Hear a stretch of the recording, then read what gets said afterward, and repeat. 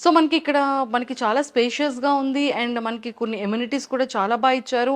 And మనకి club house కూడా 20,000 ఎస్ఎఫ్టీతో 4 floors ఇచ్చారనమాట. ఈచ్ ఫ్లోర్ కూడా 5,000 ఎస్ఎఫ్టీ వస్తుంది. అండ్ మనకి అదే కాకుండా ఎన్ని ఎమ్యూనిటీస్ ఉన్నాయి కదా!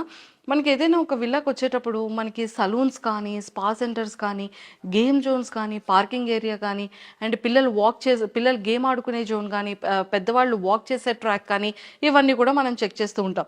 సో మనకి ఈ విల్లాస్లో మాత్రం ఇలాంటి ఎమ్యూనిటీస్ అయితే చాలా చాలా ఉన్నాయండి.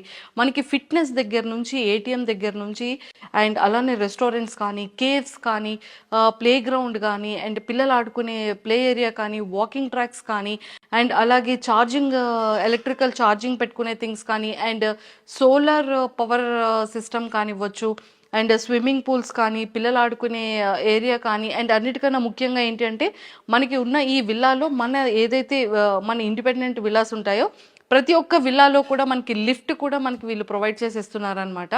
అండ్ చాలా చాలా పీస్గా ఉంటుంది. అండ్ మంచి మంచి ఎమ్యూనిటీస్ అయితే ఉన్నాయి.